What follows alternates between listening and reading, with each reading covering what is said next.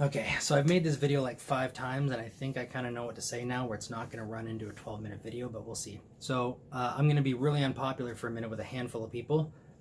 Those of you that are tuning open drum purists out there who think anyone that uses a gel just can't tune and that's their problem, you're wrong. Not maybe, you're wrong. And I can tell you that 100% because I use gels and I know how to tune very, very, very, very well. Very, very well. And I'm not a total narcissist. I just know my strengths and I know my weaknesses. I tune very, very well.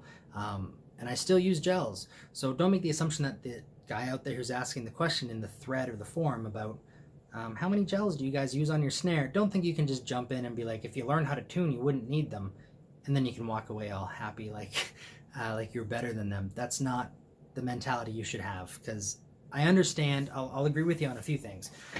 I totally agree that wide open, awesome singing drums can sound really good in all kinds of scenarios, and if that's your voice on the drum set and you found it, awesome. A lot of guys have a hard time finding their voice in the kit, and if you did it, however you did it, with whatever style, good for you, good on you, well done, keep it up, okay?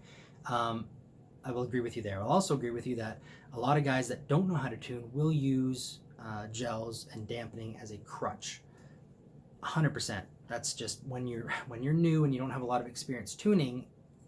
If there's weird overtones going on, you put a gel on it, it sounds better. You go, oh, that's good. The problem is when people use that as a crutch long term and they never learn how to tune. That's a huge issue, and I 100% agree that people need to learn how to tune. Yes.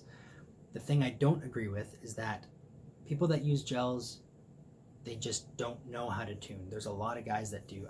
The vast majority of us that know how to tune still like the idea of gels in certain scenarios, or sometimes all the time, depending on our voice on the drum set. And it's wrong of you to tell other people, other drummers, other artists, how their voice should sound on their instrument.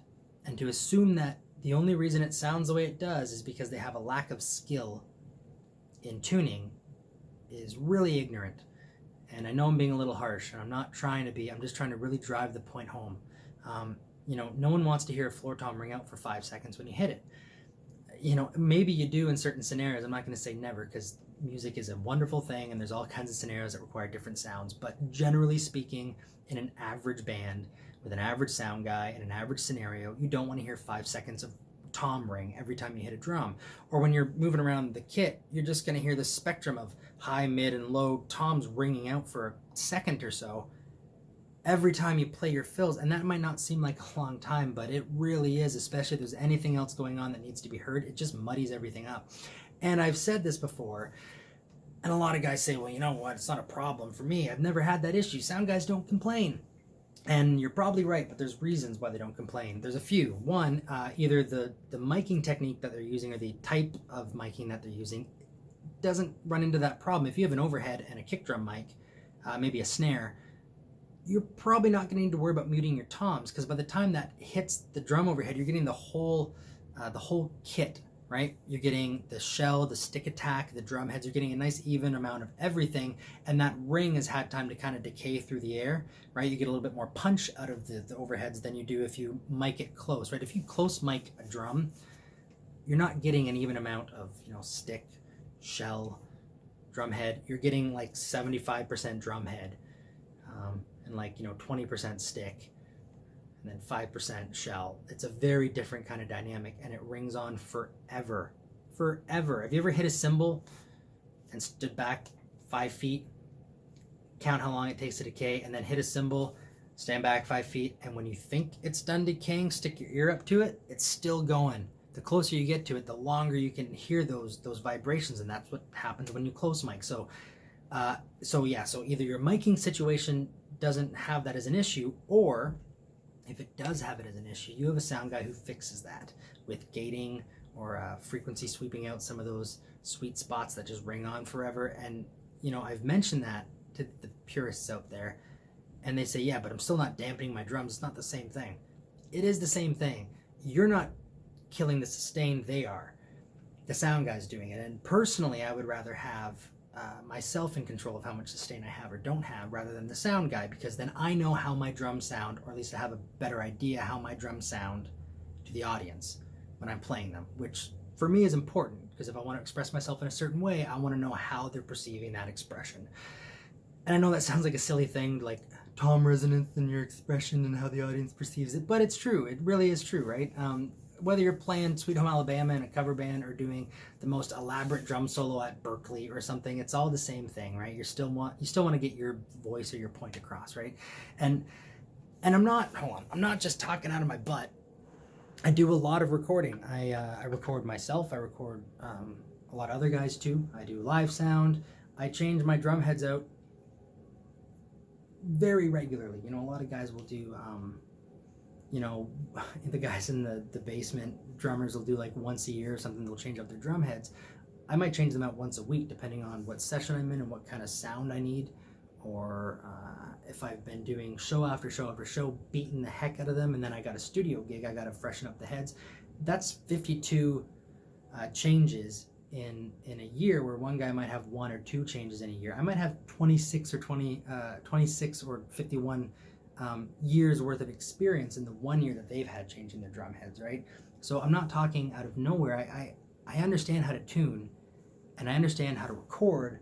I understand how to do live sound.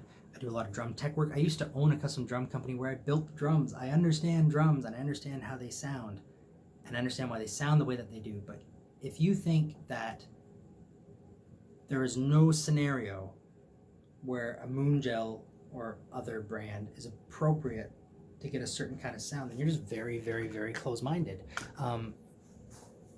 You know, when I was younger, like 10 or 15 years ago, I would just play in the basement with my band, and then we went out and we did a show, and for the first time I got to hear my drums mic'd, and it was really cool. So I had someone sit behind the drums and play, and I stood out in the audience and I listened during sound check. It sounded really different, and I was bummed because I'd kind of found, I thought at the time, my sound, and the way I heard it in the basement playing behind the kit and the way that it sounded mic'd up was completely different. And it took me a while to figure out that, you know, if I want this drum sound right here, it sounds this way to me, I play it, I hear it like this. As soon as you mic it up, depending on how you mic it or where you mic it or the venue, whatever, right? The drum might sound like this. So to bring it back over here, even though it sounds like this to me, I have to do a bunch of things to it. I have to dampen it, change the tuning, maybe different heads are appropriate, maybe I need to change the mic placement. I need to do different things to make the audience or the computer or the microphones hear it the way that I want it to be heard. Right? So if you go into a scenario and you just think, I have my drums wide open all the time, and if you don't, you're wrong. You really need to open your mind a little bit, and I know this sounds harsh, but humble yourselves. Try to understand that there isn't one way to do something. And if you think that that wide open sound is going to sound the best that it can to represent your voice on every stage with every different sound technician, different mics, mic placement, studios, different studio rooms, different producers and engineers, different genres, you either don't play enough different venues, or you don't play enough different genres, or you don't have enough experience out in the field where you could even understand that, you know, wide open drums all the time, 24/7, are not always going to be good. You know, and if you have a good sound guy that knows how to work with that, you can really get your voice heard with wide open drums to the audience in a way that doesn't affect the band or make anything sound too muddy, and it's amazing, in which case, good for you. But I guarantee you, if you have enough experience and you play out enough, there's going to be times where that sound doesn't translate well to the audience, it doesn't work. Maybe you have a sound guy that's not super experienced, and instead of going, well, that's his problem, it becomes your problem if you want to sound good. So all I want to leave you with is, don't assume that people don't know how to tune just because they want to use gels. And don't try to put your preference of sound for your voice and what you think sounds good for you, don't try to put that on other people as being the only way to do it. And don't belittle them to make them think that if they don't, they're wrong. Because that's just a crappy way to approach anyone who's trying to find their own voice, or maybe they have found their own voice and they're proud of it. Let them be them, you be you. I support those that have wide open singing drums, and I support those that muffle them to the point of sounding like a wet fish hitting a punching bag. It's fine to be your own voice as long as it works the way you want it to work, but don't try to stifle other people's creativity or force your views on them, and don't belittle them by making them feel like if they don't do it your way, they must not know what they're doing, because that is not fair to them. And that's pretty much it. So thanks for listening for the 10 minutes that I've been posting this. Yeah, not trying to cause a bunch of problems or get people really flustered and upset, and I'm certainly not trying to be overly harsh, but it really bothers me.